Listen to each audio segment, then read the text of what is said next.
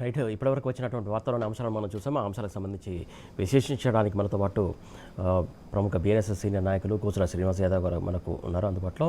Good morning అండి శ్రీనివాస్ గారు. అలాగే ప్రముఖ రాజకీయ విశ్లేషకులు నాగేందర్ గారు జూమ్లో జాయిన్ అవుతున్నారు. నాగేందర్ గారు నమస్తే అండి. నమస్కారం సార్. శ్రీనివాస్ గారు ముందు మీ నుంచి స్టార్ట్ చేస్తున్నాను. ఏదైతే కాళేశ్వరం పడవ పెట్టినటువంటి సిచ్యువేషన్ మనం చూసాం. అనేక సార్లు దాని గురించి ఎన్నో విమర్శలు, ఎన్నో ప్రతి విమర్శలు జరిగాయి.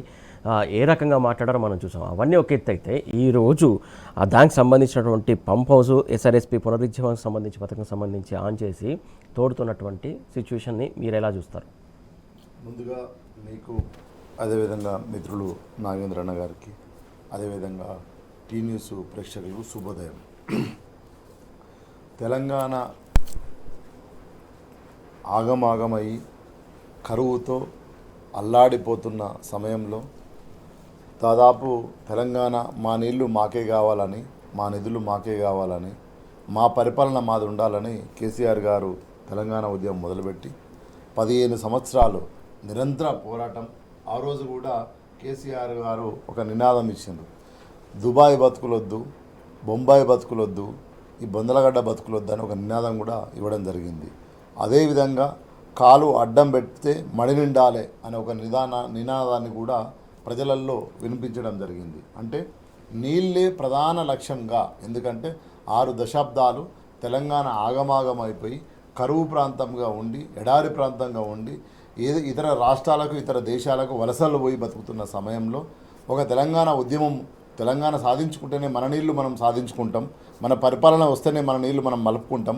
2 నదులు, బ్రహ్మాండమైన నదులు, గోదావరి, కృష్ణ తెలంగాణ ప్రాంతంలో పోతూ ఇంకెన్నో ఉపనదులు పోతూ, సో ఈరోజు మనం కరువు ఎండుడైంది, కింద ఉన్నోళ్ళు మంచిగా నీళ్లు వారించుకొని పుట్లకు పుట్లు బండించుకునేది. సో వాళ్ళకి ఎక్కడి నుంచో పైనుంచి వస్తలేవు, మన దగ్గర నుంచే పోతున్న నీళ్లు, మనకేమో లేదు. మరి పాలకులు వాళ్ళే కాబట్టి ఆగమాగమైంది కాబట్టి అని తెలంగాణ ఉద్యమం మొదలుపెట్టిన తర్వాత మొట్టమొదటిసారి తెలంగాణ ప్రజలు ఇచ్చిన వెంటనే కాళేశ్వరం ఒక బ్రహ్మాండమైన ప్రాజెక్టు.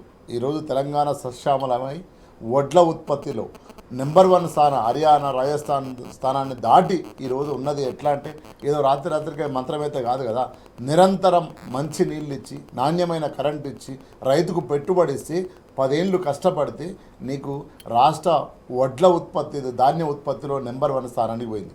2014 లెక్కల ప్రకారం ఇదే ఈ రాష్ట్రాన్ని అప్పటి వరకు కాంగ్రెస్ పార్టీ పరిపాలించింది. కేంద్ర లెక్కల ప్రకారం 64 లక్షల మెట్రిక్ టన్నుల ధాన్యం ఉత్పత్తి. కానీ కేసీఆర్ తెలంగాణ తెచ్చుకున్న తర్వాత, కేసీఆర్ నాయకత్వంలో ప్రభుత్వం పరిపాలన తర్వాత, కాళేశ్వరం కట్టుకున్న తర్వాత, మిషన్ కాకతీయ ద్వారా ఎన్నో కాకతీయ రాజులు కట్టే చెరువులను పూర్తిగా తీసుకున్న తర్వాత 3,60,00,000 పైగా ఈరోజు వరి ధాన్యం ఉత్పత్తి అయింది. ఎట్లా అయింది? వరి ధాన్యము పట్టుకనే అయిందా? కాళేశ్వరం లేకపోతే అయిందా? కాళేశ్వరం కట్టకపోతేనే అయిందా? మరి కాళేశ్వరం ప్లానింగ్ అంతకుముందు గతంలో వీళ్ళు ప్రాణహిత చేవల్లో పెట్టింది కదా, ఎందుకు ప్రాణహిత చేవల్లో పెట్టి 10 ఏళ్ళు మరి ఉండి ఎందుకు ఇంత తట్టడి మట్టి తీయలేదు? ఓన్లీ అడ్వాన్సులు ఎందుకు ఇచ్చిండ్రు? సుషి ఇన్ఫా లాంటి వాళ్ళ కోమటిరెడ్డి బ్రదర్స్కి ఎందుకు ఇచ్చిండ్రు? అంటే నేను ఏమంటా, ఎక్కడ చిత్తశుద్ధి లేదు. కాంగ్రెస్ ప్రభుత్వానికి చిత్తశుద్ధి లేదు. లేకనే ఈరోజు ప్రాణహిత చేయాలని ఒక కంప్లీట్గా ప్రాజెక్టును మొదలుపెట్టినరు. అక్కడ బొగ్గు గనులు ఉన్నాయని తెలుసు, అక్కడ లిఫ్ట్ అవసరం ఉన్నదని తెలుసు, అంత ఆగమాగమని తెలుసు కదా, అయినా కూడా మొదలుపెట్టి కంప్లీట్ చేయలేదు కదా. ఇప్పటి వరకు వచ్చిన ఈ 3 ఏళ్లలో కూడా తట్టడి మట్టి తీయలేదు కదా రేవంత్ రెడ్డి. ఇదే తుమ్మిడి ప్రాణహిత చేయాలి అంటుండు కదా, తీయలేదు. కానీ ఈరోజు కాళేశ్వరం కాలిపోయిందని ప్రచారం చేసి 4 ఓట్లు వేయించుకొని నువ్వు అధికారంలోకి వచ్చినావు. ఆడ ఏమైంది? 2 పిల్లర్లు అటు ఇటు అయితే, అందుకొచ్చి ఒక రైతు అద్భుతంగా చెప్పిండు, అవునా నీ దగ్గర సుతార్ రోడ్లు లేరా, మేస్త్రీలు పనిచేస్తలేరా, సిమెంట్ దొరుకుతలేదా, 4 ఇసుక బత్తాలు దొరుకుతలేవా, ఇసుక బత్తాలు 4 సిమెంట్ కలిపి దాన్ని మరమ్మతు చేయకుండా కూలిపోయిందని ఎన్ని సంవత్సరాలుగా నడుపుతావా అని ఒక మామూలు రైతు ఒక పెద్ద ఇంజనీర్ స్థాయిలో అవగాహనతో మాట్లాడింది మనం చూసినాం. అంటే ఈరోజు కాళేశ్వరం కాలిపోయింది అని ప్రచారం చేసిన కాంగ్రెస్ ప్రభుత్వం ఈరోజు ఏ ముఖం పెట్టుకొని మరి నీళ్ళు ఎత్తున్నావు? ఇప్పుడు ఎట్లా నీళ్ళు ఎత్తున్నావు? నిన్నగాక మొన్న వర్కింగ్ ప్రెసిడెంట్ కేటీఆర్ గారు పోయి కన్నెపల్లి పంప్ హౌస్ ఆన్ చెయ్యి, కన్నెపల్లికి అండ్ మేడిగడ్డకు దాదాపు 14 కిలోమీటర్ల దూరము. నీకు కన్నెపల్లి పంప్ హౌస్ నిండుతుంది, కన్నెపల్లి పంప్ హౌస్ కూడా నీళ్ళు అవైలబుల్ ఉన్నాయి, మోటార్లు ఆన్ చేస్తే వెళ్ళిపోతాయి అంటే ఆన్ చేసినావా? దేవాదుల అయిపోయింది నాయన, దేవాదుల నువ్వు ఆన్ చేయి. సమ్మక్క సారక్క బ్యారేజ్ కంప్లీట్ అయింది, దేవాదుల పంపులు ఆన్ చేయమంటే హరీష్ రావు గారు నేను బయలుదేరుతా అంటే కదా దేవాదుల పంపులు ఆన్ చేసింది. అంటే నేనేమంటున్నా, ఈరోజు రైతుల కోసం, ఈరోజు ప్రతిపక్ష హోదా ఇచ్చిన ప్రజలు స్పష్టంగా బీఆర్ఎస్ పార్టీ కేసీఆర్ గారి నాయకత్వంలో రైతుల కోసం పోరాటం చేస్తున్నారు. ఈరోజు ఇదే ప్రభుత్వము నీళ్ళు ఏ విధంగా ఎత్తుతుంది, ఎక్కడి నుంచి ఎత్తుతుంది? మీరు కట్టిన తుమ్మిడేటి నుంచి ఎత్తున్నారా? మీరు కట్టిన ఇంకేదైనా ప్రాజెక్టు నుంచి ఎత్తుతున్నారా? ఎక్కడి నుంచి నీళ్ళు ఎత్తున్నారు? ఇప్పుడు కట్టిన కాళేశ్వరం దగ్గర నుంచే కదా, 3 బ్యారేజీల దగ్గర నుంచే కదా, దేవాదుల దగ్గర నుంచే కదా నీళ్ళు ఎత్తేది. ఈరోజు తెలంగాణ రైతులకు ఇచ్చేది ఈ పంప్ హౌజుల నుంచే కదా ఆన్ అయ్యేది. కానీ కాంగ్రెస్ పార్టీ అమలు కాని హామీలను అధికారంలోకి వచ్చి ఈరోజు పరిపాలన చేస్తూ ఏ ముఖం పెట్టుకొని ఈరోజు మేము కట్టిన కాళేశ్వరం నీళ్ళు ఎత్తున్నాం అని చెప్తున్నాం. చెప్పమండి, తెలంగాణ ప్రజలకు చెప్పమండి, మేము తప్పు చేసినాం, క్షమాపణ చెప్పమనండి. ఎందుకంటే ఆ నీళ్ళే ఇప్పుడు కరిగట్టు కావాలి, ఆ నీళ్ళతోనే ఈరోజు నాట్లు పడాలి, ఆ నీళ్ళే ఈరోజు తెలంగాణ మళ్ళీ రైతుల పొలాలు తట్టాలి. కానీ ఈరోజు ఒక ప్రణాళికబద్ధమైన పరిపాలన చేయకుండా ఓన్లీ ప్రతిపక్ష పార్టీని, గతంలో పరిపాలించిన పార్టీని బురదగాలి మీద వేయడం తప్ప వేరేది ఏమున్నది? కాళేశ్వరం కమిషన్ అన్నావు, కాళేశ్వరం కమిషన్లో ఏం తెలిసింది? ఏం తెలియలే. కరెంటు కమిషన్ అన్నావు, ఏం తెలిసింది? ఏం తెలియలే. ఇంకో కమిషన్ల మీద నువ్వు కాలయాపన చేసినావు తప్ప ఎక్కడనన్నా మొత్తం తెలంగాణ రాష్ట్రంలో ఒక్క ప్రాజెక్ట్ కాడ ఒక తట్టని మట్టి తీసి చెప్పు. ఒక్క ఎకరానికి అదనంగా మేము పరిపాలించిన కేసీఆర్ గారు పరిపాలించిన తర్వాత ఈరోజు ఈ 3 సంవత్సరాలలో ఒక్క కాడ ఒక సిమెంట్ బత్త కట్టినని చెప్పు. ఎక్కడ వేయలే. మరి ఏం చేస్తున్నావు? ఈరోజు తెలంగాణ సమాజం చూస్తున్నది, తెలంగాణ రైతాంగం చూస్తున్నది, తెలంగాణ నిరుద్యోగులు చూస్తున్నారు. ఒక్క ప్రణాళికబద్ధమైన ప్రణాళిక లేదా? ఊరికైనా కాళేశ్వరం అని దాన్ని ఆగం పట్టించి ఈరోజు 4 ఓట్లు తెచ్చుకొని అధికారంలోకి వచ్చినావు. అంతకంటే నువ్వేం సాధిస్తావు? ఏం సాధించలేవని తెలంగాణ సమాజం తేల్చిపోయింది. అందుగురించే ఈరోజు ప్రతిపక్ష హోదా ఇచ్చిన బీఆర్ఎస్ పార్టీ ప్రజల పక్షాన పోరాటం చేసి ఈరోజు నీళ్ళు ఎత్తిపిస్తుంది. ఎవరి కోసం? తెలంగాణ రైతుల కోసం. మాకు రాజకీయాలు ముఖ్యం కాదు. తెలంగాణ ఉద్యమంలో ఎన్నోసార్లు రాజీనామా చేసిన చరిత్ర బీఆర్ఎస్ పార్టీది. ఈరోజు మాకు ప్రజల ముఖ్యం, ప్రజల రైతులు ముఖ్యం, మాకు నిరుద్యోగులు ముఖ్యం, ఉద్యోగులు ముఖ్యం, రిటైర్డ్ అయిన ఉద్యోగులు ముఖ్యం, తెలంగాణ సమాజం ముఖ్యం బీఆర్ఎస్ పార్టీకి తప్ప రాజకీయాలు కాదు. నీకు రియల్ ఎస్టేట్ ముఖ్యం, నీకు ప్రతిపక్ష పార్టీలను ఆగం చేయడం ముఖ్యం. ప్రజల కోసం ఇప్పటి వరకు ఒక్క ప్రణాళికబద్ధమైన ఒక పథకాన్ని పెట్టినరాడు, ఒక్క పథకం లేదు. కాబట్టి ఈరోజు కాళేశ్వరం నీళ్లు బికాస్ ఆఫ్ బీఆర్ఎస్ పోరాటం వల్ల ఎత్తున్నావు. లేకపోతే ఈ సంవత్సరం కూడా కింద గురువు గారి దక్షిణం కోసం నీళ్ళు ఇప్పమని అక్కడ రాజమండ్రిలో పంపులాన్ అయితే ఇక్కడ పంపులాన్ కావా ఇన్ని రోజులు? ఇప్పుడు మీరు ఆన్ చేసింది. సో ఇది బీఆర్ఎస్ పార్టీ విజయము. ఇదే కమిట్మెంట్తోని, ఇదే నిబద్ధతోని రైతుల కోసం మేము బీఆర్ఎస్ పార్టీ కేసీఆర్ గారి నాయకత్వంలో ఎంత దూరమైనా ఎక్కడికైనా పోరాటం చేస్తాం. రైతుల లాభమే, రైతులను కాపాడుకోవడమే బీఆర్ఎస్ పార్టీ లక్ష్యం తప్ప మాకు రాజకీయాలు కాదు. ఇది తెలంగాణ సమాజానికి తెలుసు. కాబట్టి ఈరోజు తల వంచి నువ్వు నీళ్ళెత్తి ఈరోజు పొలాలలో పండించే ప్రయత్నం చేస్తున్నావు. ఇది కంటిన్యూ చేయి. లేని పక్షంలో ప్రజా కోర్టులో కాంగ్రెస్ పార్టీ శిక్ష తప్పదు.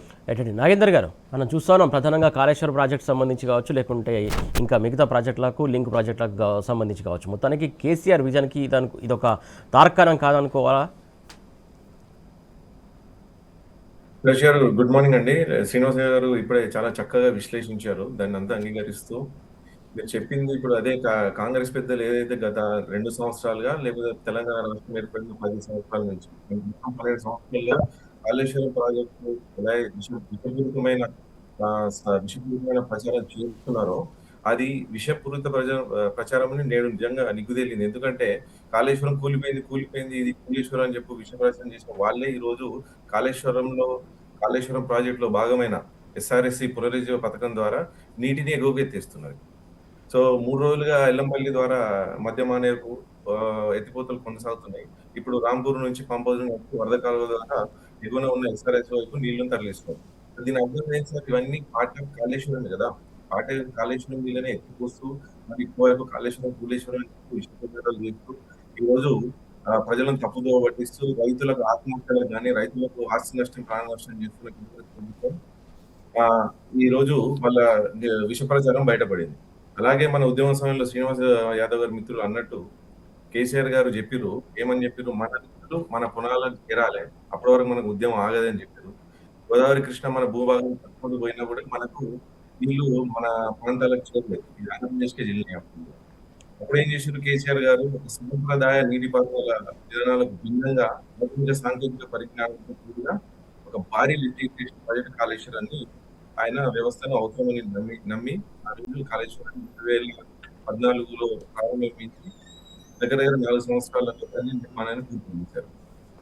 కానీ ఇప్పటికీ కూడా ఈ కాళేశ్వరం ప్రాజెక్టుకు సంబంధించిన నీళ్లను రైతులకు చేరకుండా, సాగునీటి చేరకుండా కాంగ్రెస్ దీన్ని ఆలోచన చేస్తుంది. దీన్ని ప్రజల్లో ఇబ్బంది పెడుతుంది. అంటే ఒక నాయకుడు, ఒక ప్రభుత్వం చేయాల్సిన పని ఏంటంటే ప్రజలకు అన్ని వసతి సౌకర్యాలు ఇవ్వాల్సిన ప్రభుత్వమే కేవలం కేసీఆర్ గారి మీద కోపంతో, కేసీఆర్ గారి మీద ప్రశ్న చేయాలి, బీఆర్ఎస్ పార్టీ మళ్ళీ రాకూడదు అనే ప్రచారంతో ఈ రోజు ఎన్నో కుట్రలు చేస్తూ ప్రజలకు ఎప్పటి సౌకర్యాలు ఇవ్వడం లేదు. ఉన్నప్పటికీ అన్ని ఉన్న అల్లు నోట్ల శని అంటే ఉన్నట్టు తెలంగాణలో సరిపడే వాటర్ ఉన్నా, సరిపడే వ్యవసాయానికి సరిపడే వాటర్ ఉన్నా, సాగునీటికి అన్ని సరిపడే నీళ్లు ఉన్నా కూడా కేవలం కాంగ్రెస్ ప్రభుత్వం ప్రజలకు ఇవ్వకపోవడం ఇది నిజంగా చాలా బాధాకరం అండి. ఎందుకంటే భారతదేశం ఎంతో పెద్ద ప్రజాస్వామ్య వ్యవస్థ అయినప్పటికీ మన రాష్ట్రంలో ఒక నియంత పోకడ జరుగుతుంది.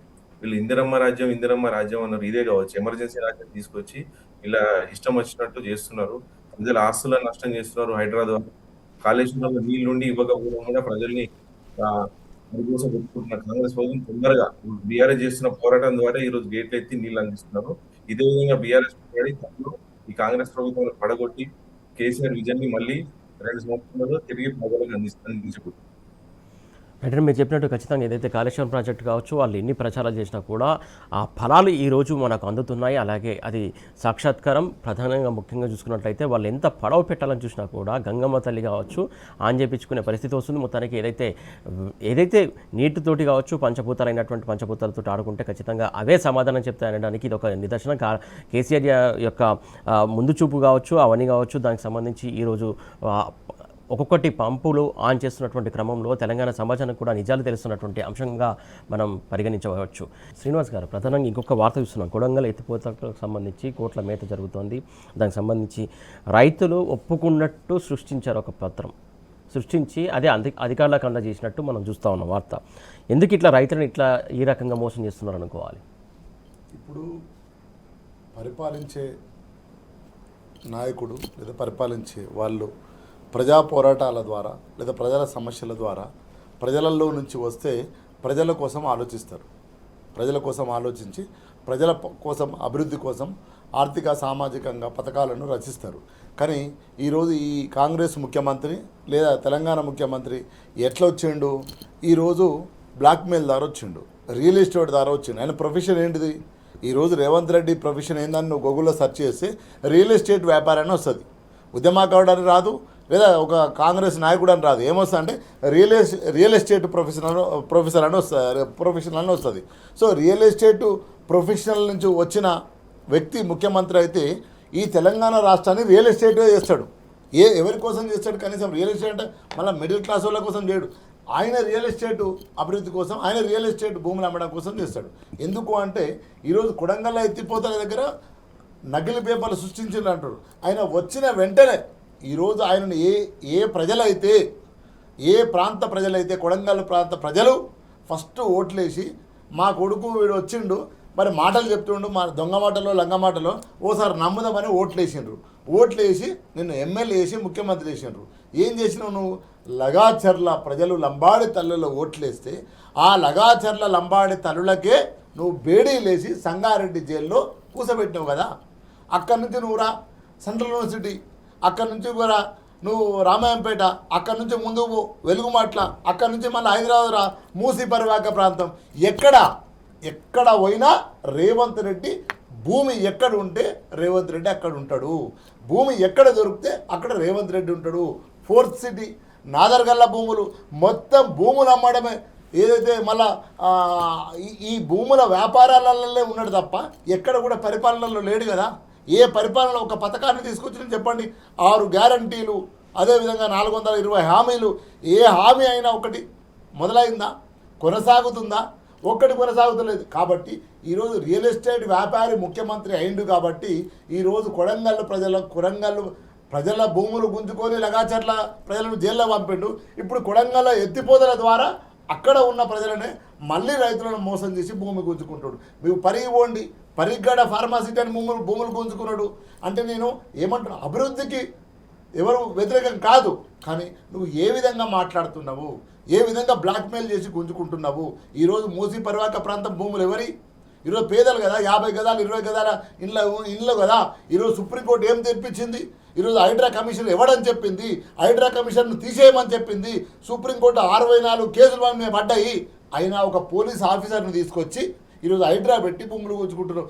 ఈరోజు కొడంగల్ ఎత్తిపోతల కూడా అదే, ఎత్తిపోతల కింద భూములు ఎత్తుకపోయే కుట్ర చేస్తున్నాడు ఈ రేవంత్ రెడ్డి.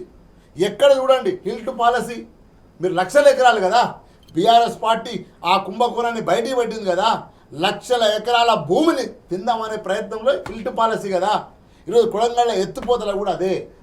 గతంలో కేసీఆర్ గారు రైతుల కోసం ఆలోచించి 2013 భూసేకరణ చట్టం కంటే ఎక్కువ ఇచ్చి భూములను సమీకరించి వాళ్ళని కన్విన్స్ చేసి వాళ్ళ అభివృద్ధిని చూపించి, తెలంగాణ అభివృద్ధిని చూపించి, ఒప్పించి మెప్పించి ఈరోజు ప్రాజెక్టులు నిర్మాణం చేస్తే ఈరోజు రేవంత్ రెడ్డి వాళ్ళని మెప్పించకుండా పోలీసులను పెట్టుకొని వాళ్ళ దొంగ పేపర్లు ఎవరు సృష్టిస్తాడండి?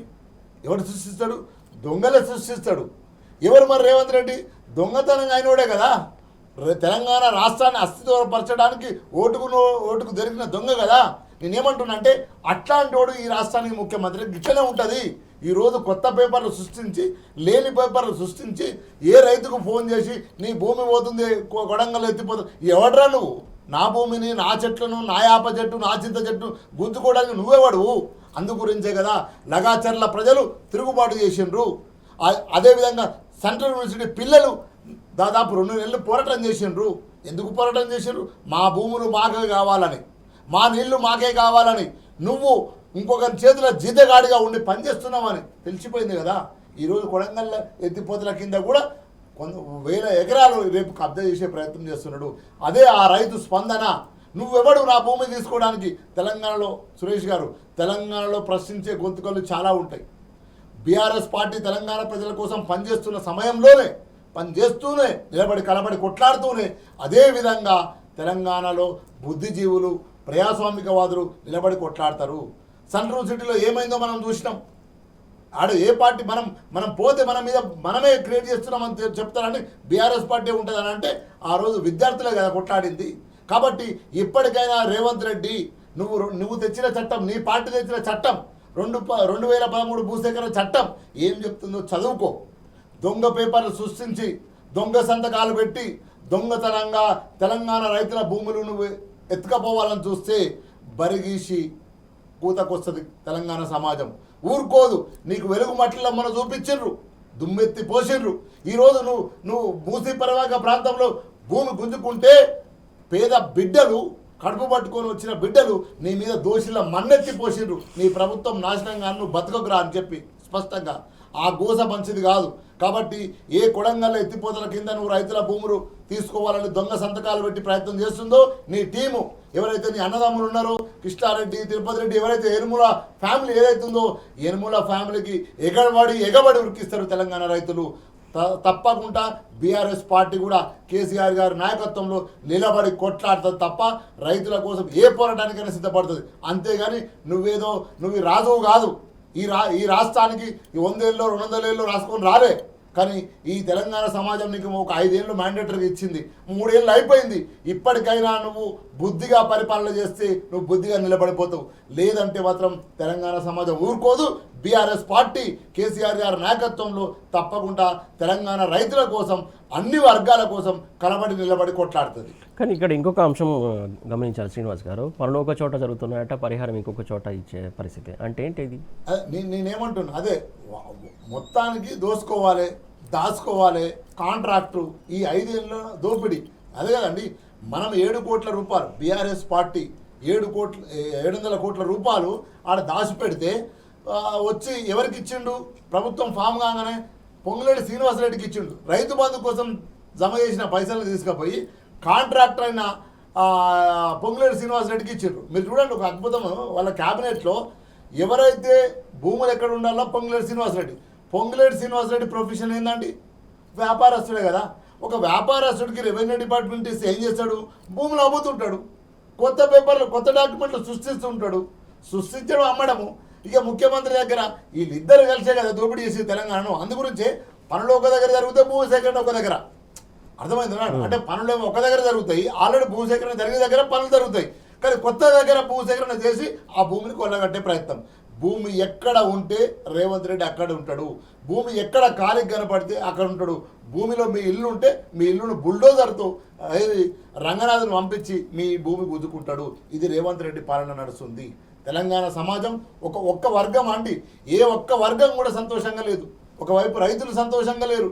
గతంలో అండి ఎంత అద్భుతం అండి, ఈ ప్రపంచంలో కేసీఆర్ గారు దాదాపు గొప్పగా, ఎంత గొప్పగా అంటే మానవతా కోణం, ఒక ప్రజానాయకుడు ఎట్లుండాలో ఆలోచించి డబల్ బెడ్రూమ్ 2 లక్షల ఇల్లు కట్టించి పెడితే ఆ ఇళ్లను ఒక దిక్కు అమ్ముకుంటున్నావు.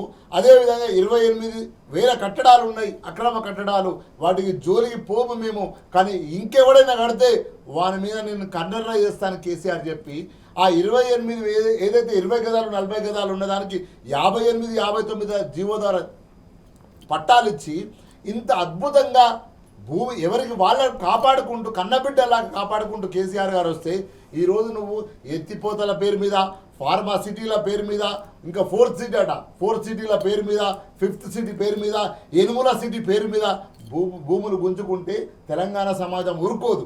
ఎందుకంటే గతంలో భూమి కోసం, ముక్తి కోసం ఎట్లాంటి పోరాటాలు జరిగినాయో తెలంగాణ చరిత్ర తెలుసుకో, తెలియకుంటే చదువుకో. ఈ భూమి కోసమే కదా తెలంగాణ ఉద్యమాలు జరిగినాయి. ఈ మావోయిస్టు ఉద్యమమైనా, నక్సల్బార్ ఉద్యమమైనా, ఏ ఉద్యమమైనా తెలంగాణ ఉద్యమం కదా.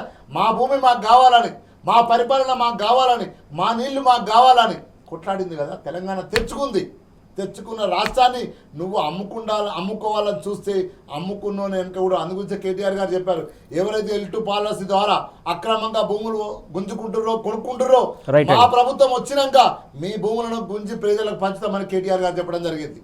సో ఏదైతే L2 పాలసీ ద్వారా లక్షల ఎకరాలు కొంటున్నారో అడ్డదారిలో, ఆ భూములన్నీ మళ్ళీ తిరిగి గుంజుకుంటాం, పేదలకు పంచుతామని కేటీఆర్ గారు చెప్పడం.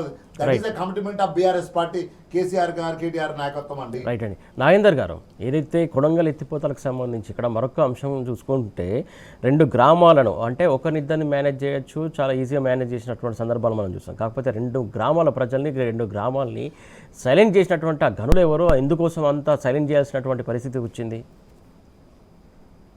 సురేష్ గారు, మనం ఇక్కడ తీసుకుంటే కొడంగల్ భారీ ఎత్తిపోతల పథకం చూసుకుంటే, కొడంగల్ అనేది మన ముఖ్యమంత్రి గారి స్వయంగా ఆయన సొంత నియోజకవర్గం. 2024లో ఆయన ముఖ్యమంత్రి అయిన తర్వాత కొడంగల్ ఎత్తిపోతల పథకం ఇది నా మానస పుత్రిక అని చెప్పి ప్రారంభించి దానికి సంబంధించిన డిపిఆర్లు అవన్నీ తయారు చేసుకున్నారు. ముఖ్యంగా కొడంగల్కి సంబంధించి ఇదేంది మక్తల్ నారాయణపేట్ కొడంగల్ ఎత్తిపోతల పథకం. సో ఇలా ప్రభుత్వ భూసేకరణలో వాళ్ళు రెండు దఫాలుగా 5,000 ఎకరాలను తీయాలని డిపిఆర్ సిద్ధం చేసి అక్కడ వరకు బాగానే ఉంది. ఎక్కడైతే కొడంగల్కు ఎత్తిపోతలు, అది సాగునీరు తాగునీరు అందించే పైప్ లైన్ ఉందో అక్కడ ఈ భూ కుంభకోణం స్టార్ట్ అయింది సార్. ఎందుకంటే పైప్ లైన్ ఒక దిక్కు పోతుంది, భూములు సేకరించేది ఒక దిక్కు ఉంది. మొత్తం ప్రభుత్వ భూముల మీద కన్నేసిరు వీళ్ళు. మీరు అన్నట్టు 2 గ్రామాల ప్రజలను సైలెంట్ గాలే వాళ్ళని భయభ్రాంతులకు గురి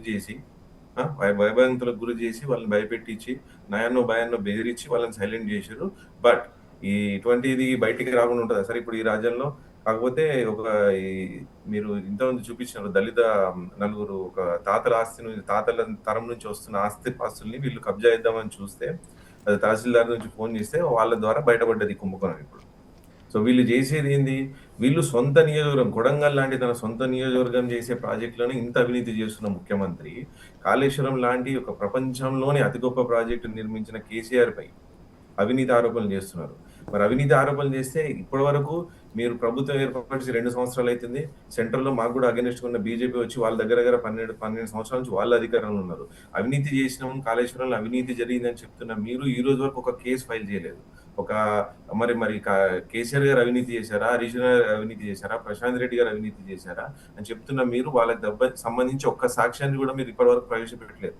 సో మీరు ఒక ప్రభుత్వంలో ఉండి కూడా, అన్ని వ్యవస్థలు మీ చేతిలో ఉండి కూడా ఈ రోజు వరకు మీరు అవినీతి ఆరోపణలు చేస్తున్నారు. ఆరోపణలు ఎవరు చేస్తారండి? ప్రతిపక్షంలో ఉన్న వాళ్ళు ఆరోపణలు చేయాలి, ప్రభుత్వంలో ఉన్న వాళ్ళు వాటికి సంబంధించిన సాక్ష్యాధారాలు ప్రవేశపెట్టి అవినీతి పనులను లోపలేయాలి. ఇది కానీ మీరు ఇంకా ప్రతిపక్షంలో లాగా ఆరోపణలు చేసుకుంటూనే పోతున్నారు. మీకు క్రెడిబిలిటీ లేదు ప్రజల్లో. ఎందుకంటే మీరు 12 సంవత్సరాల నుంచి మీరు ఆరోపణలు చేసుకుంటూనే పోతున్నారు. మీరు ఇప్పటికీ ప్రతిపక్ష నాయకుల్లాగానే బిహేవ్ చేస్తున్నారు. కానీ ఎక్కడైతే కొడంగల్ ఎత్తిపోతలలో ప్రజలే ముందుకు వచ్చి అవినీతి జరుగుతుంది అని మాకు సాక్ష్యాధారాలతో వస్తున్నారు. వాళ్ళు వచ్చి ఈ రోజు మాకు సాక్ష్యాలు ఇస్తున్నారు. ఇప్పుడు ప్రజలు ఇవన్నీ చూస్తున్నారు. మీరు ఏదైతే అబద్ధ ఆరోపణలు చేస్తున్నారో అవన్నీ అబద్ధమని ప్రజలకు అర్థమైనాయి. ఇప్పుడు కొడంగల్లో ఎత్తిపోతల పథకంలో ఆ దళిత ఎవరి కుటుంబాలు ఈ రోజు వచ్చి చూపుతున్నారో, తహసీల్దార్ మాకు ఫోన్ చేసి 1,20,00,000 ఎంతో ఇస్తున్నారు, మేము మాకు వద్దని చెప్తున్నారు. మళ్ళీ ఇంకొకటి ఏంటంటే పైప్ లైన్ ఒక కాడ, భూములు ఒక కాడ. సో ఎక్కడైతే డిపిఆర్ పథకం కింద ఎప్పుడైతే భూసేకరణ చేశారో, భూసేకరణ ఎక్కడ చేశారండి? ప్రాజెక్టులు ఎక్కడైతే పోతుందో అక్కడ భూసేకరణ చేస్తారు. కొడంగల్లో విచిత్రంగా ప్రాజెక్ట్ ఒక దిక్కుంది, భూసేకరణ ఇంకో దిక్కుంది. కేవలం ఇప్పుడు అక్కడ ఉన్న లోకల్ ఎమ్మెల్యే వాళ్ళ మేనమామ పిఎల్ కలిసి ఆఫీస్లో సెటిల్మెంట్ చేస్తున్నారని ఇప్పుడు మీరు నమస్తే తెలంగాణ పత్రికలో చూడడం జరిగింది. సో ఈ విధంగా ఇష్టారాజ్యంగా మీరు అవినీతి చేస్తూ నీతిమంతమైన పాలన చేసిన వాళ్ళపైన మీరు ఆరోపణలు చేయడం అనేది నిజంగా ప్రజాస్వామ్యంలో ఇది చాలా చెడ్డ పరిణామం. త్వరలో ప్రజలు తెలుసుకొని పోతున్నారు. ఇప్పుడు కొడంగల్లో జరిగే అవినీతిని కూడా బీఆర్ఎస్ ప్రభుత్వం వచ్చిన తర్వాత మొత్తం బయటికి తీసి వీళ్ళందరినీ అప్పుడు మీరు సాక్ష్యాధారాలతో, మీలాగా ఆరోపణలు చేయము, సాక్ష్యాధారాలతో సహా బీఆర్ఎస్ పార్టీ మిమ్మల్ని మీరు ప్రభుత్వంలో చేస్తున్న అవినీతిని మొత్తం బట్టబయలు చేస్తారు. శ్రీనివాస్ గారు, మనం చూస్తాను ప్రధానంగా ఏదైతే అవినీతికి సంబంధించి అంటే కాంగ్రెస్ అనేది మనం చెప్తాను. కాకపోతే ఇంత దారుణంగా ఇట్లా చేయాలా ఏంటి అసలు ఇక్కడ జరుగుతున్నది ఏమనుకోవాలి అసలు? కొన్ని ఏమో ప్రాజెక్టులు ఏమో పడవ పెడతారు, కొన్ని ప్రాజెక్టులు ఏమో ఇట్లా అక్రమంగా నిర్మించుకుంటూ అవినీతికి పాల్పడుతున్నటువంటి సిచ్యువేషన్ ఎట్లా చూస్తారు అసలు? ఇప్పుడు 3 సంవత్సరాలు దాదాపుగా బడ్జెట్లలో ఎక్కడ ప్రాజెక్టులకు డబ్బులు కేటాయించినా వాళ్ళు చెప్పాలి. ఒకటి. రెండోది, ఎక్కడనైనా గతం మా బీఆర్ఎస్ పాలనలో, కేసీఆర్ నాయకత్వంలో బీఆర్ఎస్ పాలనలో కాకుండా అది ప్రాజెక్టులు అనుకోండి, చెరువులు అనుకోండి, చెక్ డ్యామ్లు అనుకోండి, ఎక్కడనైనా ఒక్క ఎకరానికి నీళ్ళు ఇచ్చేటట్టు తయారు చేసినరా? ఏమన్నా ఒక కట్ట కట్టినరా, ఓ చెరువు కట్టినరా, లాస్ట్ ఒక కుంటనైనా నిర్మించినరా? ఈ 3 ఏళ్ళల్లో ఏమి నిర్మించలే కదా. అంటే ఇక్కడ ఏమంటున్నా అంటే వాళ్ళు ప్రాణహిత చేవెళ్ళ కూడా, నేను ఆ రోజు ప్రాణహిత చేవెళ్ళ పోరాటంలో ఉన్న స్పష్టంగా ఆ రోజు కూడా సుషి ఇన్ఫ్రా ఇప్పుడైతే కోమరెడ్డి బ్రదర్స్కు ఇచ్చిండ్రు 650 కోట్లు ఇచ్చి ఓన్లీ కాలువలు ఆడింత కుక్కదో వినట్టు చూపించారు తప్ప నువ్వు ఎక్కడ కూడా కంటిన్యూటీ లేదు. సో అడ్వాన్సులు ఇచ్చి బ్యాక్ తీసుకోవడం, అందుగురించే కదా ఈరోజు మీరు మొత్తం చూడండి. కాంగ్రెస్ ఈ 3 సంవత్సరాలలో ఒక్క నిర్మాత్మకమైన నిర్ణయం ఏదన్నా తీసుకున్నారా? ఏ నిర్ణయం తీసుకోలే. రాత్రి చెప్పాలి, పొద్దుగాలే తీసుకోవాలి, అంతే నిర్ణయం. ఆ నిర్ణయం వల్ల మరి తెలంగాణ సమాజానికి లేదా తెలంగాణ ప్రజలకు ఏమన్నా ఉపయోగపడ్డది అంటే ఒకటి కూడా లేదా. అందులోనే కూడా ఎత్తిపోతారు కదా. నేనేమంటున్నా, ఏ పథకమైనా మీరు ఒక ప్రణాళికాబద్ధంగా చేస్తే రేవంత్ రెడ్డి గారు ప్రజలు చూస్తారు. ఏం చేసిరండి ఈ 3 సంవత్సరాలు? ఏం చేసినారు? ఒక్కటంటే ఒక్క పథకాన్ని చూపెట్టండి. గతంలో 10 ఏళ్ళు బీఆర్ఎస్ ప్రభుత్వం ఎట్లాంటి పథకాలు రచించింది, ఎట్లాంటి ప్రణాళికలు చేసింది, ఆ ఫలితాలను తీసుకొచ్చినాం కదా. ఆ ఫలితాలను తీసుకొచ్చినాం. ఈరోజు 3 మెడికల్ కాలేజీలు అండి తెలంగాణ 65 ఏళ్ళ పరిపాలనలో. కానీ తెలంగాణ వచ్చిన తర్వాత 33 మెడికల్ కాలేజీ. డాక్టర్ల ఉత్పత్తిలో నెంబర్ 1, వడ్ల ఉత్పత్తిలో నెంబర్ 1, పాల ఉత్పత్తిలో నెంబర్ 1, గొర్రెల ఉత్పత్తిలో నెంబర్ 1. ఎట్లా అయింది ఇదంతా? ఒక నిర్మాత్మకంగా నిర్ణయాలు తీసుకున్నాడు కేసీఆర్ గారు. తీసుకొని వాటిని ప్రణాళికాబద్ధంగా వాటిని అమలు చేసుకుంటూ పోయినరు. కానీ ఈరోజు రేవంత్ రెడ్డికి కావాల్సింది ఒక్కటే అండి. మీరు ఏమని చెప్పండి, అవకాశం ఉంది కదా. మీరు ఎన్నిసార్లు మాట్లాడినా ఏం చర్చించినా భూమి ఎక్కడుందో చెప్పు సురేష్ గారు, అక్కడికి వెళ్ళిపోదాము. అది ఎక్కడన్నా ఉండని ఈ తెలంగాణలో భూమి దాచుకోవాలి, భూమిని దోచుకోవాలి, భూమిని అమ్ముకోవాలి, కాంట్రాక్టర్లకు మొబైల్ అడ్వాన్సులు ఇవ్వాలి, పైసలు తీసుకోవాలి, పెంచాలి, మొబైల్ అడ్వాన్సులు పట్టి తీసుకోవాలి. ఇంత తప్ప రేవంత్ రెడ్డి ఏ పథకాలు పెట్టిండు? ఎక్కడ ప్రాజెక్టులు కట్టిండు? అరే నాయన గా 2 పియర్స్ కదిలిపినారా, పర్రెబాసింది. ఆ పర్రెబాసిన వాటిని బాగు చేయరా నాయన అంటే చేత కాకపాయ. ఎక్కడ ఒక తూము కట్టవైతివి, ఎక్కడ ఒక మత్తడి కట్టవైతివి, ఎక్కడ ఒక కుంట కట్టవైతివి, ఏం చేసినావు ఈ 3 ఏళ్ళల్లో? ఏమీ చేయలేదు. రైతులే కాదు, కనీసం యూరియా వేయలేని పరిస్థితిలో ఉంది. యూరియా కంటే యాప్ కావాలంట. ఇవ్వడండి స్మార్ట్ ఫోన్ వాడేది రైతుల దగ్గర. ఏ పొలాలలో ఉంటాయి? ఏ బురదరాల దగ్గర యాప్లో ఒత్తుకుంటూ కూర్చుంటారా?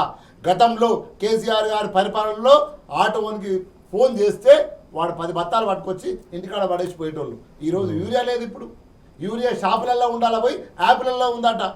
ఎక్కడ దొరుకుతుందండి? ఏ వర్గం అన్నా ఈ 3 ఏళ్లలో ఏ వర్గం అన్నా నిరుద్యోగులు సంతోషంగా ఉన్నారా? ఉద్యోగులు సంతోషంగా ఉన్నారా? రిటైర్డ్ అయిన ఉద్యోగులు సంతోషంగా ఉన్నారా? ఎవడు ఉన్నాడు? ఏ వర్గం ఉంది? యువకులు ఉన్నారా? యువతులు ఉన్నారా?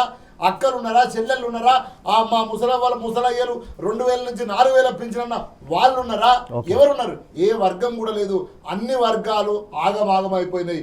ఏ వర్గం హ్యాపీగా ఉన్నదంటే ఈరోజు క్యాబినెట్లో ఉన్న వర్గం హ్యాపీగా ఉంది, వాళ్ళ ఎమ్మెల్యేలు హ్యాపీగా ఉన్నారు, ఎనుమల్ల ఫ్యామిలీ హ్యాపీగా ఉంది, కుటుంబం. రైట్ అండి. ఎవరైతే కొండారెడ్డి ఉన్నాడో, తిరుపతి రెడ్డి ఉన్నాడో, కృష్ణారెడ్డి ఉన్నాడో వాళ్ళు మంచిగా సుఖంగా 1000 ఎకరాలు కబ్జా చేసి బినామీల పేరు మీద ల్యాండ్ బ్యాంక్ చేసుకుంటారు తప్ప ఏ వర్గం కూడా తెలంగాణలో ఇదే టీ న్యూస్ మైక్ పట్టుకుపోయి మీరు తెలంగాణ సమాజంలో ఎక్కడన్నా అడగండి, ఒక్కరంటే ఒక్కరు కూడా సంతోషంగా లేరు.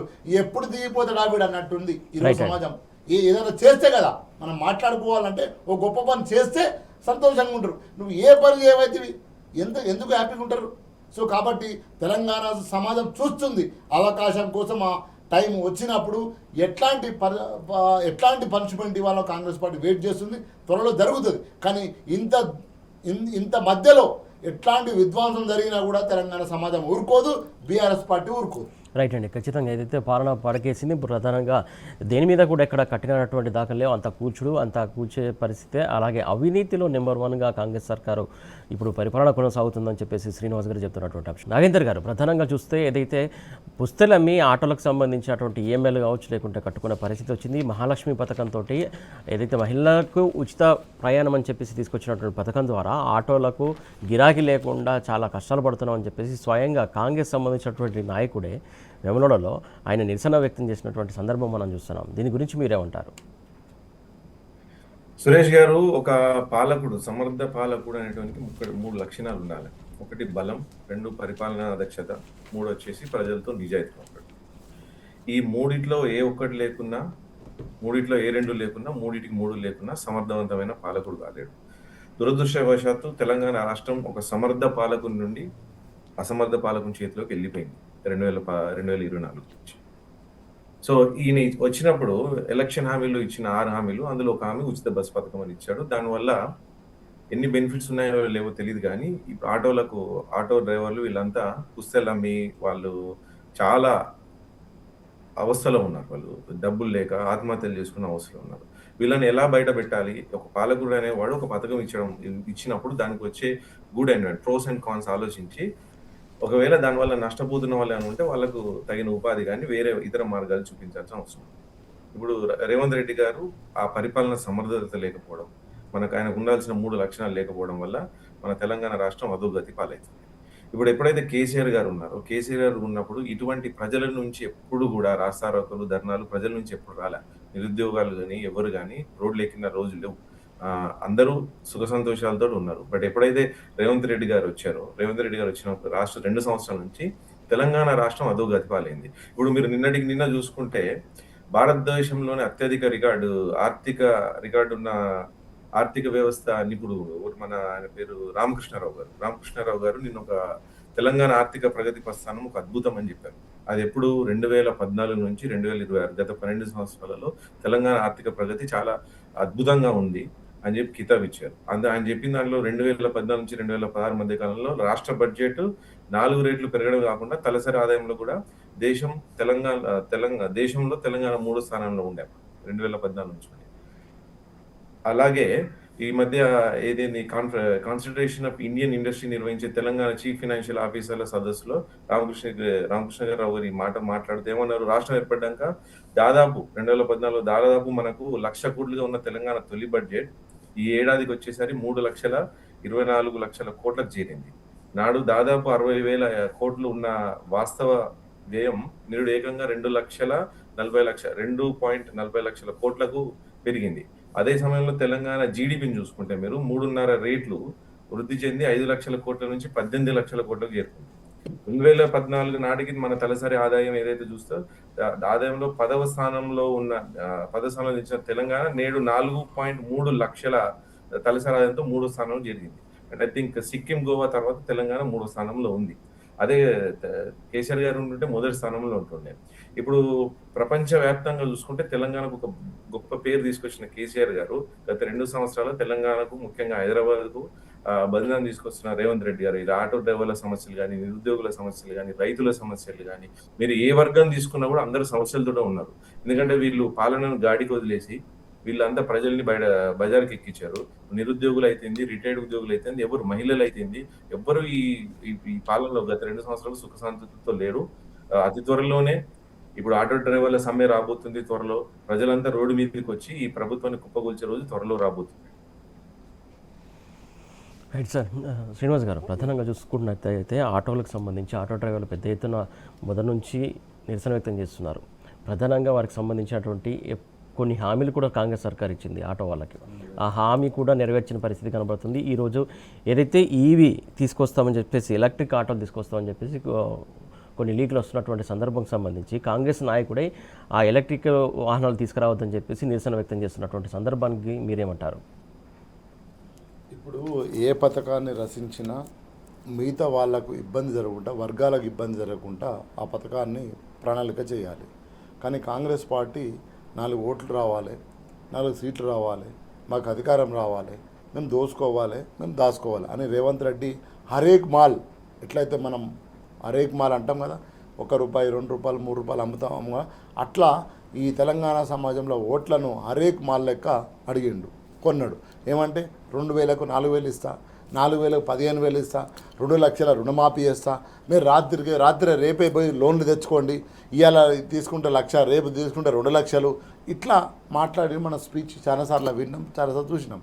ఇప్పుడు అందులో భాగంగా ఏమైంది, ఆటో డ్రైవర్లకు కూడా నేను 12,000 ఇస్తా, మా ఆడబిడ్డలకు 2,500 ఇస్తా, నెల 2,500, అసలు ఇక ఎవరికి సంబంధం లేదు, మా అయ్య వాళ్ళకు 4,000 ఇస్తా, ఇట్లా వేసిండు.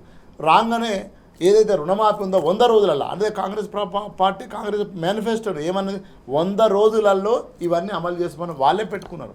ఈరోజు 100 రోజులు పోయింది, 700 రోజుల దగ్గరికి వచ్చింది.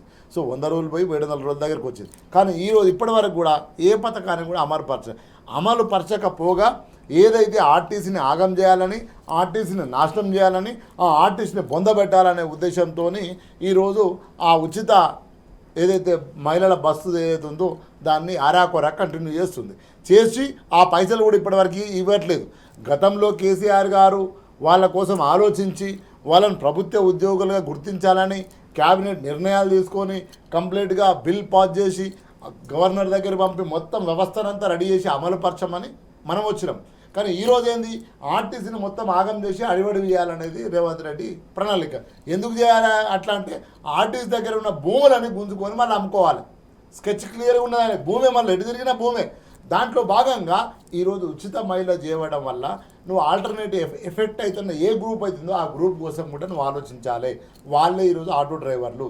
ఈరోజు ఒక్క వేములవాడ ప్రాంతంలో 23 మంది ఆటో డ్రైవర్లు చనిపోయారని చూస్తున్నాం మనం.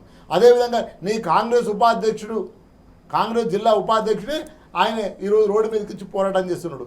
ఆటో డ్రైవర్లు ఎన్నోసార్లు ఇందిరా పార్క్ వచ్చి పోరాటం చేసిండ్రు. ఏమని చేసిండ్రు, మమ్మల్ని బతికించు, మాకు పని కల్పించు, నువ్వు పైసలు లేకుండా నువ్వు ఏదైతే 12,000 ఇస్తానో గంగల పోని, కానీ కనీసం మాకు మా పని మనం చేసుకొని మా పిల్లా జిల్లాలను బతికించుకోవాలి. ఈఎంఐలు ఉంటాయి, ప్రతి ఆటో ఈఎంఐ మీద తీసుకున్న లోన్ మీద తీసుకున్న ఉంటుంది, ఆ ఈఎంఐ కట్టుకోవాలి. మేము బతకాలంటే మా వృత్తిని కాపాడు, మా పనిని కాపాడు అని ఎన్నోసార్లు ధర్నాలు చేయడం జరిగింది. అందులో భాగంగానే నిన్న కాంగ్రెస్ సంబంధించిన ఉపాధ్యక్షుడు ఈరోజు తిరుగుబాటు చేసి ధర్నా చేసిన పరిస్థితి ఏర్పడుతుంది. ఇదంతా తెలంగాణ సమాజం చూస్తున్నది. Right. తెలంగాణ సమాజం రిఫ్లెక్ట్ అవుతుంది.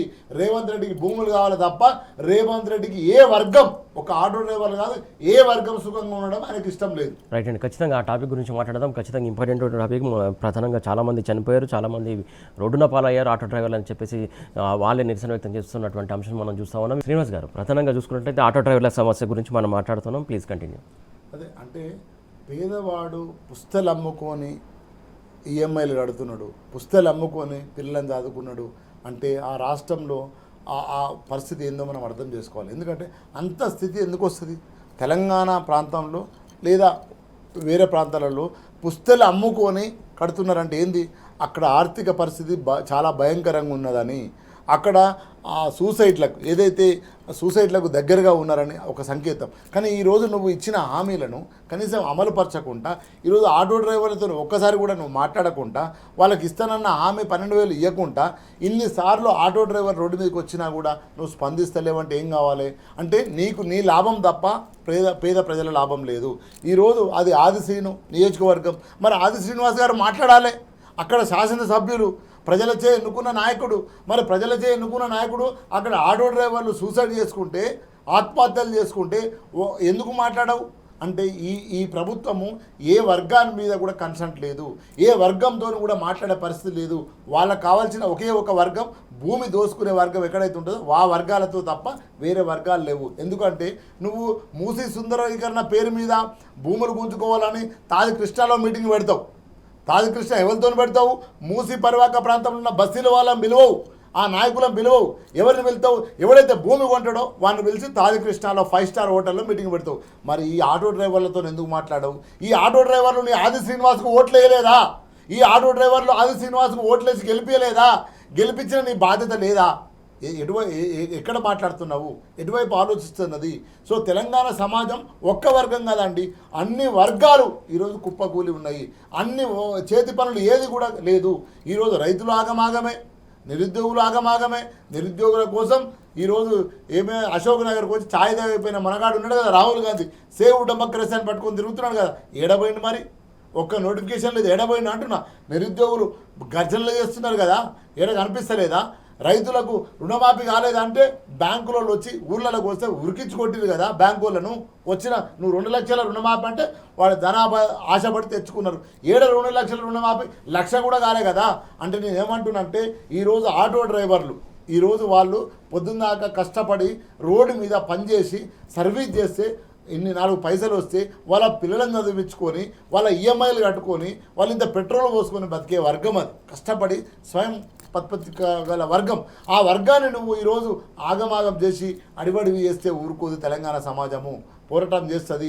ఏ వర్గం కూడా బాగలేదు ఈరోజు. కనీసం ఇప్పటికైనా రేవంత్ రెడ్డి కళ్ళు తెరిచి ఆ ఆటో నాయకులతో ఆటో యూనియన్లతో మాట్లాడాల్సిన బాధ్యత ఉంది. నువ్వు ఒక ముఖ్యమంత్రి కాబట్టి. లేని పక్షంలో పోరాటాలు చేస్తే తప్పదు. బీఆర్ఎస్ పార్టీ అండగా ఉంటుంది. కానీ ఇంత లోపే వాళ్ళ ప్రాణాలు తీసుకునే పరిస్థితి వస్తే మాత్రం బీఆర్ఎస్ పార్టీ కాంగ్రెస్ పార్టీ మీద గలమెత్తుతుంది, కలబడి కొట్లాడడానికి సిద్ధంగా ఉంటుంది. ఆటో డ్రైవర్ రైతులు కూడా ధైర్యంగా ఉండాలి. ఇది కొత్త ఏం కాదు కదన్న, మనం ఉద్యమాలలో పుట్టిన వాళ్ళం. ఈ తెలంగాణ గడ్డంటే ఉద్యమం. ఇట్లాంటి వాడు ఎన్ని రోజులు ఉంటాడు? 4 రోజులు ఉంటాడు. కాబట్టి ఏ ఆటో డ్రైవర్ కూడా మానసికంగా బాధపడి ఆత్మహత్య చేసుకోదు. ఆ కుటుంబం రోడ్డు మీద పడుతుంది, ఎవరు ఆదుకునే పరిస్థితి ఉండదు. కాబట్టి ధైర్యంగా ఉండి నిలబడి కలబడి కొట్లాడాలి. రైట్ అండి. నాగేందర్ గారు, ప్రధానంగా శ్రీనివాస్ గారు కీలకమైనటువంటి పాయింట్ రైజ్ చేశారు. ఏదైతే వెమ్లవాడ నియోజకవర్గం ప్రధానంగా కాంగ్రెస్ పార్టీకి సంబంధించినటువంటి నాయకుడు నిరసన వ్యక్తం చేస్తున్నాడు ఆటో డ్రైవర్గా, ప్రధానంగా అక్కడ ప్రాతినిధ్యం వహిస్తున్నటువంటి ఆది శ్రీనివాస్కు సంబంధించి ఈ విషయం వెళ్ళలేదా? ఎందుకు ఆయన చొరవ చూపట్లేదు? వారి సమస్యను ఎందుకు పరిష్కరించకపోతున్నారు అనేది ప్రధానంగా కీలకంగా రైజ్ చేసినటువంటి అంశం గురించి మీరేమంటారు? ఈ సమస్య పరిష్కరించే ఉద్దేశం ఉన్న నాయకులకు మన నిరసనలు, ధర్నాలు, మనం మాట్లాడే మాటలు వినిపిస్తాయి సార్. వీళ్ళు ఒకటి అంటారు తెలంగాణలో, పడుకున్నోని నిద్ర లేపచ్చు. ఎందుకంటే వాడు పడుకున్నాడు కాబట్టి. పడుకున్నట్టు నటించేటోని మనం తన్నినా వాడు ఏం చేసినా నిద్ర లేవాడు. అట్లా ఉంది మన కాంగ్రెస్ ప్రభుత్వం. కాంగ్రెస్ ప్రభుత్వంలో మనకు ఈ రేవంత్ రెడ్డి నాయకత్వంలో ఆయనకు సొంత పార్టీలో బలం లేదు, సొంత పార్టీ నాయకులకు ఒక ఆశ కానీ లేదు. ఎందుకంటే మళ్ళీ వచ్చే ఎన్నికల్లో ఇప్పుడు ఏదైనా కూడా ఏ రాజకీయ నాయకుడు అయినా ఎందుకు పనిచేస్తాడు సార్?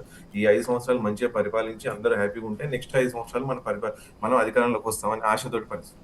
ఇప్పుడు ఆది శ్రీనివాస్కి కానీ ఏ ఎమ్మెల్యేకి కానీ ఏ ఒక్కరికి కూడా వాళ్ళకు ఎటువంటి ఆశ లేదు మళ్ళీ గెలుస్తామని. ఎందుకంటే ఈ రేవంత్ రెడ్డి పాలన ఎట్లా నడుస్తుంది, కాంగ్రెస్ పాలన ఎట్లా జరుగుతుందని వాళ్ళందరికీ తెలుసు. ఇక ఏం చేసినా ఈ పార్టీ మళ్ళీ గెలవదు. జీవితంలో తెలంగాణలో ఈ పార్టీ మళ్ళీ అధికారంలోకి వచ్చే అవకాశం లేదు కాబట్టి వాళ్ళకి ఎన్ని సమస్యలు వచ్చినా అన్ని సమస్యలు తెలుసు. ఆది శ్రీనివాస్ గారికి ఎందుకు తెలియదండి? ఆయన 3, 4 సార్లు ఓడిపోయి మొదటిసారి ఎమ్మెల్యేగా అయిన వ్యక్తి ఆయన. ఆయనకు అన్నీ తెలుసు. కానీ ఆయనకు అర్థం ఏంటంటే మనం తెలంగాణ అంటారు ఎగిరి దంచినా ఒకటే గదే కూలి, కూసుని దంచినా గదే కూలి. ఆయన ఏమనుకుంటుండే ఇప్పుడు ఎంత పని చేసినా మన రాష్ట్ర ప్రభుత్వం చేస్తున్న ఈ ప్రజా రహిత పాలన, ఇది ప్రజలకు ఇబ్బంది పెట్టే పాలన వల్ల మేము మళ్ళీ అధికారంలోకి రాగానే అందరికీ తెలుసు. కాబట్టి వాళ్ళకి అన్ని తెలిసినప్పటికీ ఎటువంటి యాక్షన్ తీసుకోలేరు, తీసుకోబోరు కూడా. ఇంకా 2, 3 సంవత్సరాల్లో తీసుకోబోరు. నేను ఇప్పటికీ ఈ ప్రభుత్వానికి ఇచ్చే సూచన ఏంటంటే మీకు ఇంకా 2.5 సంవత్సరాల కాలం ఉంది. 2.5 సంవత్సరాలు ఏదో హాలిడేస్ గడిపేశారు. ఇప్పటికైనా మీరు మంచి జనరంజక పాలన చేస్తే చరిత్రలో నిలిచిపోయే అవకాశాలు ఉంటాయి. లేకపోతే మీరు చరిత్రహీనులుగా మిగులుతారు.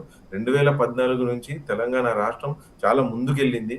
కేసీఆర్ గారు ఒక డీసెంట్ పాలన చేసి మన రాష్ట్రాన్ని ఎంతో అభివృద్ధి దిశగా తీసుకెళ్లారు. మీరు మళ్ళీ వెనక్కి తీసుకెళ్లి చరిత్రహీనులుగా మిగలకండి. ఇప్పటికైనా మీకు అవకాశం ఉంది. ఇంకో 2 సంవత్సరాలు అన్ని సబ్బండ వర్గాలను జాగ్రత్తగా చూసుకోండి. వాళ్ళకి కావాల్సిన సౌకర్యాలు ఇవ్వండి.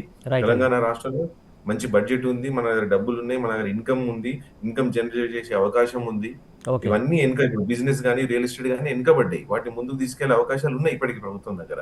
అయినా మీరు ఒకటి ఏంటంటే మీకు వచ్చే 5 సంవత్సరాలు మీకు రాదు అని అర్థమైంది. కేసీఆర్ గారు మళ్ళీ వస్తారని అర్థమైంది కాబట్టి వీళ్ళు దోచినంత దండుకోవడంలో బిజీగా ఉన్నారు అంతే సార్. వీళ్ళకి తెలియక కాదు. వీళ్ళు ఎక్కడ దండుకుంటారు. ఇప్పుడు కొత్తగా నిన్నటి వరకు హైడ్రా అన్నారు, ఇప్పుడు కొత్తగా నిషేధం, మళ్ళీ హైదరాబాద్ ఆస్తులపై నిషేధం తీసుకొచ్చారు. ఏదో 22 దాంట్లో కింద మళ్ళీ హైదరాబాద్ ఆస్తులు కూడా నిషేధం. వీళ్ళు ఏంటంటే ఎక్కడ ప్రజల్ని ఇబ్బంది పెట్టాలని మాత్రమే ఆలోచిస్తున్నారు కానీ ప్రజారంజక పాలన అందించడానికి వీళ్ళు సిద్ధంగా లేరు. రైట్ అండి. Thank you so much Nagender గారు. Thank you so much Srinivas Yadav గారు. Thank you so much. మొత్తం చూస్తున్నాం కదా, ఏదైతే ప్రజాపాలన కాదు ప్రజా వ్యతిరేక పాలన కొనసాగిస్తుంది కాంగ్రెస్ సర్కార్. ఇప్పటికైనా ఆలోచించి ప్రజాపాలన కొనసాగించాలని చెప్పేసి నాగేందర్ గారు అలాగే శ్రీనివాస్ గారు కోరుతున్నటువంటి అంశం ఇది. వాటి వార్తల వాస్తవాలు. Keep watching tea news.